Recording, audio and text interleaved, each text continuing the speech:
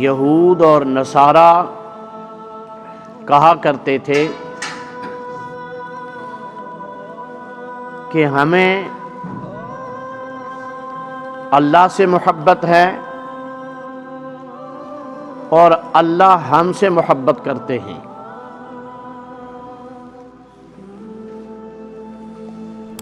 اور ایک قول یہ تھا، چھٹے پارے میں بیان کیا ہے، وَقَالَتِ الْيَهُودُ وَالنَّصَارَى نَحْنُ أَبْنَاءُ اللَّهِ وَأَحِبَّاؤُهُ، کہ یہودی اور نصارہ لوگ کہا کرتے تھے کہ ہم اللہ کی اولاد ہیں، اللہ کے بیٹے ہیں اور اس کے چہیتے ہیں، اس کے محبوب ہیں۔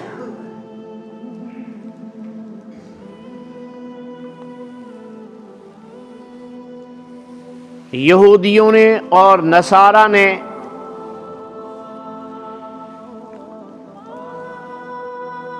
حضرت عزیر علیہ السلام کے بارے میں کہا، وَقَالَتِ الْيَهُودُ عُزَيْرٌ ابْنُ اللَّهِ، کہ عزیر علیہ السلام اللہ کے بیٹے ہیں۔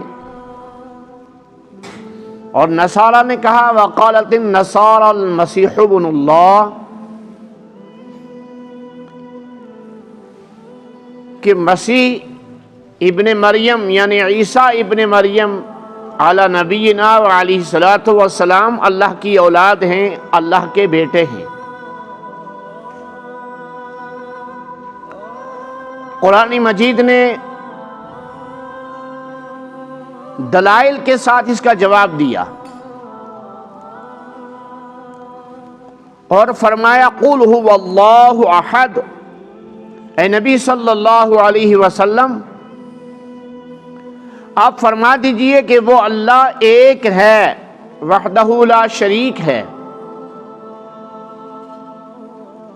وہ خالق ہے اور تمام دنیا کی چیزیں، تمام کائنات اس کی مخلوق ہے۔ اللہ الصمد، وہ اللہ بے نیاز ہے، پوری کائنات اس کی محتاج ہے اور وہ کسی کا محتاج نہیں۔ پھر فرمایا، لم یلد ولم یولد، کہ اللہ کی یہ شان، نہ اللہ تعالی کسی کو پیدا ہوئے اور نہ اللہ تعالیٰ ہی سے کوئی پیدا ہوا،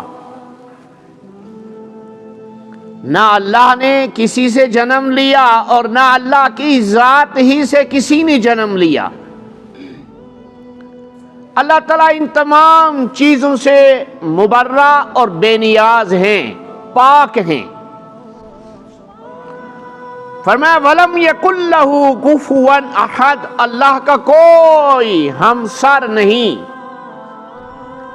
کوئی مثل نہیں، کوئی مثال نہیں، کوئی شریک نہیں، کوئی ساتھی نہیں، کوئی ساجی نہیں، کوئی رشتہ دار نہیں۔ بدیع السماوات والارض، اللہ ذوالجلال آسمانوں اور زمینوں کو بغیر نمونہ اور ماڈل کے بنانے والا ہے۔ جب اللہ نے آسمانوں کو بنایا تھا تو اس کے سامنے کوئی بنا ہوا ماڈل نہیں تھا، زمینوں کو بنایا تو اس کے سامنے کوئی بنا ہوا ماڈل نہیں تھا کہ اس کے مطابق ڈھال لیا، انسانوں کو بنایا، چاند و سورج کو بنایا، ستاروں کو بنایا، ہوا کو بنایا اور تمام چیزوں کو بنایا، تو اس کے سامنے ان چیزوں کے بنانے سے پہلے کوئی ماڈل اور نمونہ نہیں تھا۔ یہ ہے بدیع کے معنی، بدیع السماوات والارض، اللہ آسمانوں اور زمینوں کو بغیر نمونہ کے بنانے والا، پیدا کرنے والا، وجود میں لانے والا۔ اَنَّا يَكُونُ لَهُ وَلَدٌ وَلَمْ تَكُنْ لَهُ صَاحِبَةٌ، اللہ تعالیٰ کو اولاد کیوں کر ہو سکتی ہے اور کیسے ہو سکتی ہے جبکہ اللہ تعالیٰ کی بیوی ہی نہیں؟ وَلَمْ تَكُنْ لَهُ صَاحِبَةٌ. اولاد ہونے کے لیے ماں کا ہونا، باپ کا ہونا لازمی. جب اللہ کے ہاں بیوی ہی نہیں، اللہ بیوی کا محتاج ہی نہیں، وَلَمْ تَكُنْ لَهُ صَاحِبَةٌ، تو اس کے لیے اولاد کیسے ممکن ہے؟ وَخَلَقَ كُلَّ شَيْءٍ، اور ہر چیز کو بنانے والا، ہر چیز کو وجود بخشنے والا اللہ ہی ہے. پھر ایک قرآن مجید میں ایک آیت آئی اور یہ کئی جگہوں پہ آئی، وَقَالُوا اتَّخَذَ اللَّهُ وَلَدًا سُبْحَانَهُ بَل لَّهُ مَا فِي السَّمَاوَاتِ وَالْأَرْضِ كُلٌّ لَّهُ قَانِتُونَ. یہ لوگ یعنی یہودی اور نصارہ یہ کہتے ہیں کہ اللہ کو اولاد ہے، اللہ کو فرزند ہے، علیاذ باللہ. اللہ فرماتے ہیں سبحانہ، اللہ اس سے پاک ہے، اللہ کو کوئی اولاد نہیں، نہ اللہ کو اولاد کی ضرورت. بل لہو ما فی السماوات والارض، بلکہ اسی کا ہے جو کچھ آسمانوں میں اور زمینوں میں ہے.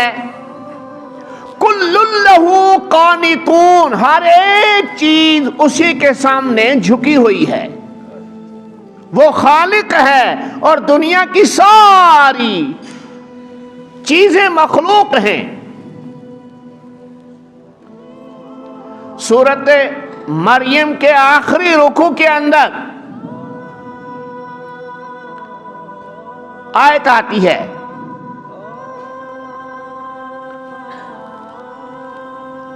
ان دعوا للرحمن ولدا. تم یہ کہتے ہو، یہ دعویٰ کرتے ہو کہ رحمان کو اولاد ہے.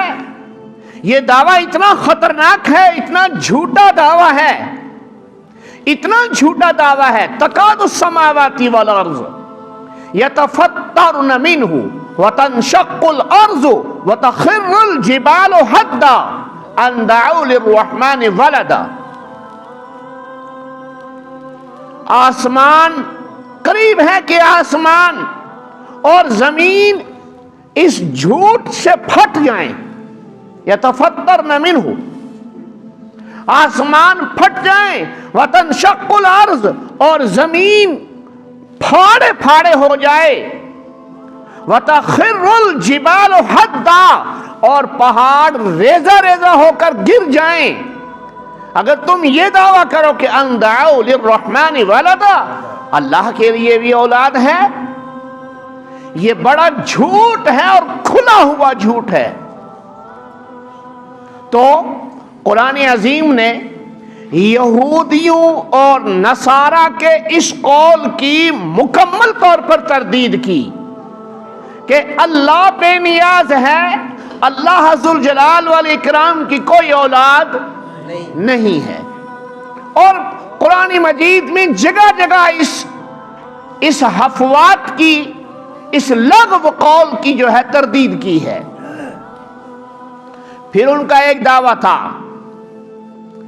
کہ اللہ ہم سے محبت کرتے ہیں اور ہم اللہ سے محبت کرتے ہیں،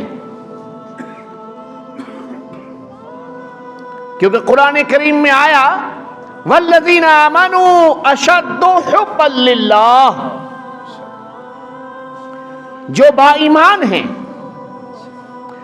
جو اللہ کے اوپر مکمل یقین رکھتے ہیں، ایمان رکھتے ہیں، اور رسول اکرم صلی اللہ علیہ وسلم کی ذات عالی پر ایمان اور یقین رکھتے ہیں، رسول اکرم صلی اللہ علیہ وسلم کو اللہ کا آخری پیغمبر اور آخری نبی تسلیم کرتے ہیں، قرآن مجید کو اللہ کی آخری کتاب تسلیم کرتے ہیں، اور حضور پر مکمل ایمان ہے، کتاب اللہ پر مکمل ایمان ہے، ان کو سب سے زیادہ محبت جو غالب ہوتی ہے وہ اللہ کی ہوتی ہے۔ جب یہودیوں نے اور نصارہ نے یہ سنا تو کہنے لگے نہیں، سب سے زیادہ محبت تو ہمیں ہے اللہ سے، مسلمان تو غلط دعویٰ کر رہے ہیں۔ اس کے جواب میں اللہ تعالیٰ نے فرمایا قُلْ إِن كُنتُمْ تُحِبُّونَ اللَّهَ فَاتَّبِعُونِي يُحْبِبْكُمُ اللَّهُ۔ اے میرے لاڈلے پیغمبر صلی اللہ علیہ وسلم، آپ ان یہود اور نصارہ کو ایک دلیل دے دیجئے کہ تم یہ دعویٰ کرتے ہو کہ اللہ سے ہمیں محبت ہے، ہم اللہ سے محبت کرنے والے ہیں، دنیا میں سب سے زیادہ محبت ہماری ہے اللہ کی ذات سے۔ تو اگر ایسی ہی صورتحال ہے، تم اس میں سچے ہو تو فاتبعونی، مجھے اللہ نے بھیجا ہے پیغمبر بنا کر، مجھے اللہ نے بھیجا ہے خاتم النبیین بنا کر، مجھے اللہ نے بھیجا ہے خاتم المرسلین صلی اللہ علیہ وسلم بنا کر، میرے اوپر اللہ نے وحی نازل کی ہے، قرآن کی شکل میں کتاب نازل کی ہے۔ لازمی طور پر جس کو اللہ سے محبت ہوگی وہ اللہ کی کتاب سے بھی محبت کرے گا، جس کو اللہ سے محبت ہوگی وہ اللہ کے پیغمبر سے بھی محبت کرے گا۔ لہذا اگر تم اپنے اس دعوے میں سچے ہو کہ تم اللہ سے محبت کرتے ہو تو فاتبعونی، اس کے بغیر تو چارہ ہی نہیں ہے کہ تم میری اتباع کرو۔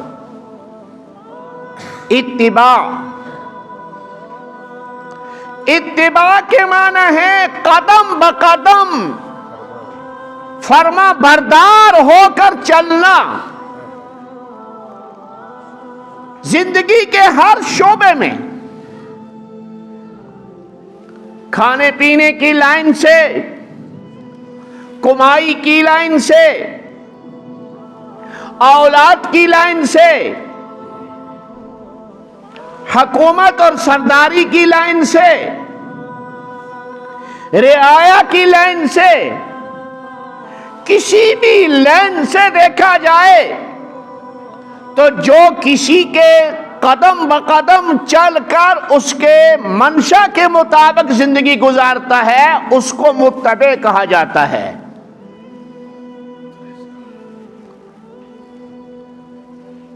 اس آیت میں حضور علیہ السلام کی اتباع کامل کا حکم ہے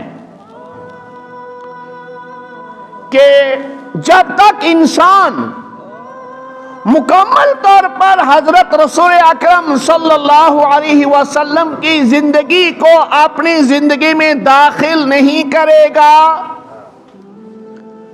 تب تک اللہ کی محبت بھی اس کے دل میں نہیں آ سکتی اور اللہ کے رسول صلی اللہ علیہ وسلم کی محبت بھی اس کے دل میں نہیں آ سکتی۔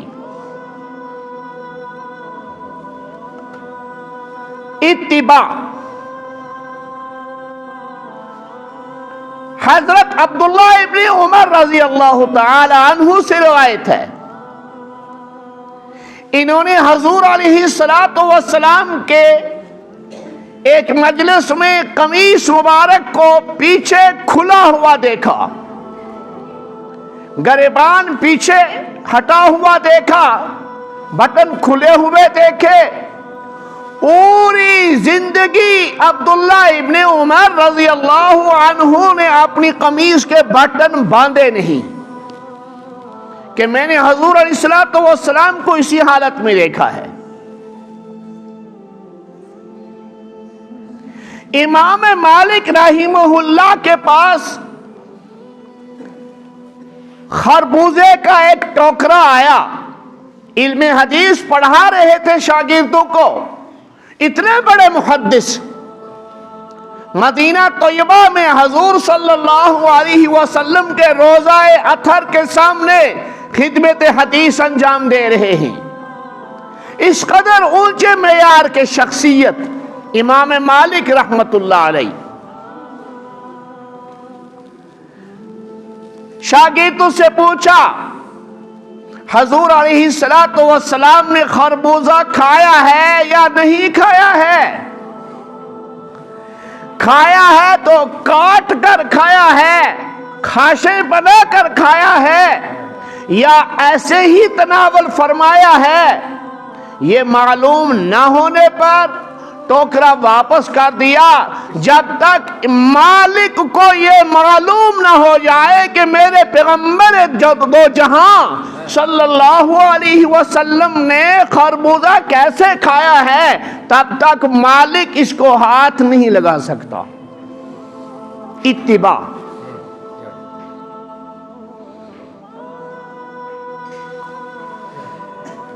حضرت امام اعظم ابو حنیفۃ النعمان رحمت اللہ علیہ رحمت واسعہ فتویٰ دے دیا.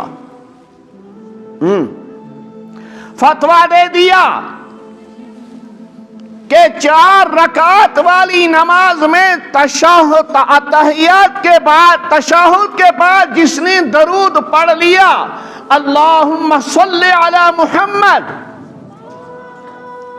وہ سجدہ سہو کرے گا، تب جا کے اس کی نماز مکمل ہوگی. اگر سجدہ سہو نہیں کرے گا نماز مکمل نہیں ہوگی، ناقص رہے گی. یہ فتویٰ ابو حنیفہ رحمت اللہ علیہ کا. خواب میں رسول رحمت صلی اللہ علیہ وسلم کی زیارت ہوئی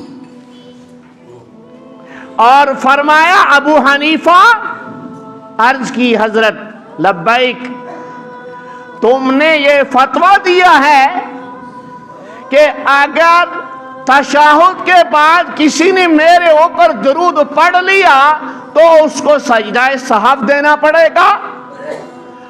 عرض کی ہاں یا رسول اللہ، فداک ابی و امی، فداک روحی یا رسول اللہ، میری جان فدا ہو آپ پر میرے آقا محمد رسول اللہ صلی اللہ علیہ وسلم. سچ ہے میں نے فتویٰ دیا ہے.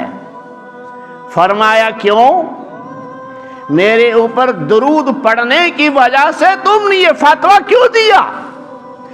عرض کیا یا رسول اللہ صلی اللہ علیہ وسلم، ابو حنیفہ کا مزاج ہے جب آقا صلی اللہ علیہ وسلم پر درود پڑھا جائے، جب آقا صلی اللہ علیہ وسلم کا نام آئے تو پوری تیاری کے ساتھ، دل کی گہرائی کے ساتھ، پوری محبت کے ساتھ، پوری عقیدت کے ساتھ آپ کا نام لیا جائے اور آپ پر درود بھیجا جائے. جو نماز میں تشہد کے بعد درود پڑھ لیا مصلی نے، یہ تساہل اور تغافل کا نتیجہ ہے، غفلت کی وجہ سے آپ پر درود پڑا ہے. میں نے اس لیے فتویٰ دیا کہ غفلت کی وجہ سے حضور پر درود پڑھنا جو ہے یہ موجب گناہ ہے. نماز کو یا اعادہ کرنا ہے یا نماز میں سجدہ سہو کرنا ہے. حضور خوش ہو گئے، فرمایا ابو حنیفہ مبارک ہو. اتباع. حضور علیہ السلام کی محبت اور اتباع محبت کے بغیر ناممکن ہے. جب رسول پاک صلی اللہ علیہ وسلم کی ذات عالی کے ساتھ محبت ہوگی تو آپ صلی اللہ علیہ وسلم کے طریقہ سے بھی محبت ہو جائے گی. قرآن کریم میں 2-3 جگہوں پہ یہ آیت آئی، لَقَدْ كَانَ لَكُمْ فِي رَسُولِ اللَّهِ أُسْوَةٌ حَسَنَةٌ لِمَنْ كَانَ يَرْجُو اللَّهَ وَالْيَوْمَ الْآخِرَ وَذَكَرَ اللَّهَ كَثِيرًا. لَقَدْ كَانَ لَكُمْ، یقیناً تمہارے لیے رسول اللہ صلی اللہ علیہ وسلم کی ذات میں اسوۃ حسنہ، بہترین نمونہ ہے، بہترین نمونہ ہے. اور یہ کس کے لیے؟ لمن کان یرجو اللہ والیوم الآخرہ، اس آدمی کے لیے جو اللہ سے ملاقات کا متمنی ہو اور آخرت کے دن کے اوپر مکمل یقین رکھتا ہو، اس کے لیے حضور علیہ السلام کی زندگی مبارک بہترین ماڈل اور بہترین نمونہ ہے۔ دوستو، سر کے بالوں کو لے لو، مانتا ہوں حضور علیہ السلام نے، روایات میں آتا ہے کہ 40 سال تک اپنے سر مبارک کے بال چھوٹے بھی رکھوائے ہیں۔ پھر آپ صلی اللہ علیہ وسلم نے کانوں کی لو تک بال رکھے ہیں۔ پھر آپ صلی اللہ علیہ وسلم نے تھوڑا کانوں کی لو سے نیچے تک بال رکھے ہیں۔ پھر آپ نے اپنے کندھوں تک بال رکھے ہیں۔ اگر کوئی سنت سمجھ کے اس طریقے کو اپنا رہا ہے تو ثواب اور اجر کی امید ہے، لیکن یہ کون سا طریقہ ہے کہ ہمارے نوجوان دوست، ہمارے نوجوان بچے ادھر سے بھی کینچی لگائی ہے، ادھر سے بھی کینچی لگائی ہے، پیچھے سے بھی کینچی لگائی ہے، بیچ میں بالوں کا گچھا رکھا ہے، اور یہ معلوم نہیں یہ گچھا بالوں کا جو رکھا ہے یہ کن کا طریقہ ہے؟ یہ نصارہ کا طریقہ ہے، یہ نصارہ کا طریقہ ہے، یہ یہودیوں کا طریقہ ہے۔ داڑھی لے لو، داڑھی جب آتی ہے تو پورے چہرے پر آتی ہے اور بڑھتی چلی جاتی ہے، لیکن اس کو کینچی لگائی، کبھی ادھر سے دائیں سے، کبھی بائیں سے، کبھی ٹھوڑی کے نیچے سے، کبھی ٹھوڑی کے اوپر سے، کبھی کہیں ایک چھوٹی سی لکیر رکھ لی، اور کبھی صرف ٹھوڑی کے اوپر چند بال رکھ لیے اور ادھر سے چٹ پٹ کر دیا، اور کبھی ادھر سے رکھ لیا، ادھر سے چٹ پٹ کر دیا۔ یہ کیا ظلم ہے رسول پاک صلی اللہ علیہ وسلم کی سنت کے ساتھ؟ یہ کیا اہانت ہے پیغمبر اسلام صلی اللہ علیہ وسلم کے طریقے کی؟ دوستو، بہت کچھ عرض کرنا ہے، انشاءاللہ آئندہ جمعہ پر پھر اس موضوع کو لے کر میں حاضر ہوں گا اور پھر اس موضوع پر کچھ گزارشات پیش کروں گا۔ وآخر دعوانا ان الحمد للہ رب العالمین۔ لا يزال الخير حيا لا يزال إن في الدنيا سلام